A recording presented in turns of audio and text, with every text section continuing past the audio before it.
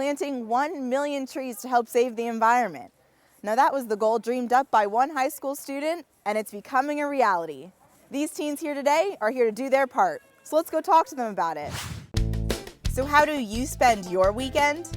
These high school students are wrangling shovels, gloving up, and learning how to plant trees. So you want it like a half to an inch above the soil. Today, these teens from Northern California are joining forces for the 4-H Club's Million Trees project. It's a service learning project, which is something in 4-H that combines like science and learning with community service.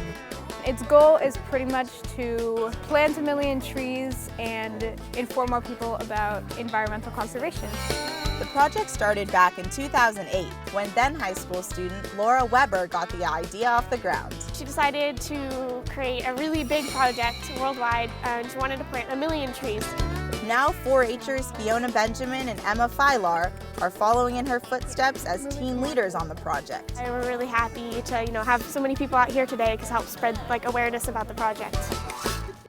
Well, I've got my gloves on. It's time for me to grab a shovel and get to work. On today's agenda, planting 26 redwood trees at a park that needs some TLC.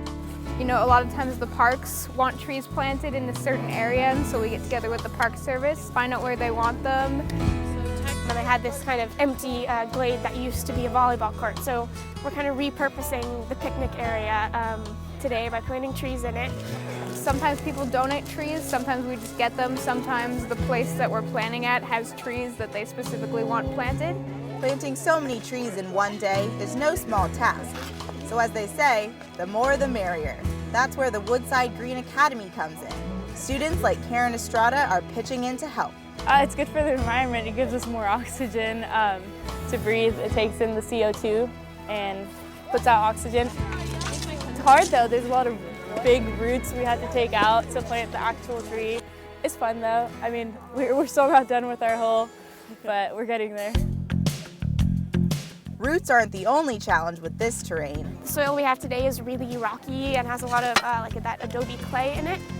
We're basically just trying to make the hole deeper. We've already made it wide enough to put the tree in. We found a lot of rocks in there that we have to take out. That's what they're working on now, to take out the rock. Removing the rock is no easy feat, and it takes some muscle to get the job done. It's hard work, digging trenches, digging holes for the trees is hard work, but it's all for a better cause, so we're having fun, yeah. A little teamwork goes a long way, and it's not long before they're halfway done with the job. We're gonna plant 26 trees. We've already got 16 in the ground. We have dug a lot of holes, got out a lot of big rocks. They're also mixing compost into the soil to provide needed nutrients to the roots. So this is your group behind us right over here. Can you tell us what you guys are working on? Well, we're kind of on a slant, so we had to dig a hole. So we did that. We dug the hole, we got everything to the side. We had to break up a couple of roots. And then we mixed some compost in the wheelbarrows to mix them in with the dirt because the dirt's kind of clay. So that softens up and loosens the dirt a bit. And then we put it back into the trees, and now they're staking. Posts can be really hard to get in the ground, but we use what's called a post hole digger, and it pounds the post into a hole in the ground. Posts help protect the young trees from snapping in the wind. And then we're gonna put a tape around it, like a green tape. To hold it all together. Yeah. And we're also gonna put chicken wire around them to help protect them from the deer and other animals that might cause them harm, and people as well. These trees will do more than help cycle CO2 out of the air. Park Ranger Pamela Neuer says they'll also help with erosion problems. And we get a lot of water runs through this drainage and has been washing silt and stuff into the creek. The 4-H Club's Million Trees project is organizing youth events like this all over the world, and it's currently at 450,000 trees and counting. Other 4-H clubs are doing the same thing, even projects as far away as Kenya and Uganda and Tanzania. It's a huge accomplishment, considering it's been less than 5 years since founder Laura Weber approached her dad Tom with the idea while still in high school. Well, I'm very proud of her. She had an idea, she developed the project, she implemented it, and even now that she's gone off to college, the project is still going. People have stepped up to take leadership roles and keep the project moving forward. Laura was just a normal 4-H'er, in a small town.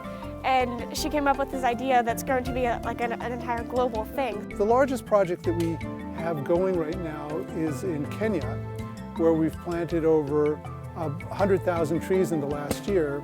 And it's actually a very interesting one because it's become more than just a tree planting project. There's a lot of deforestation in Kenya.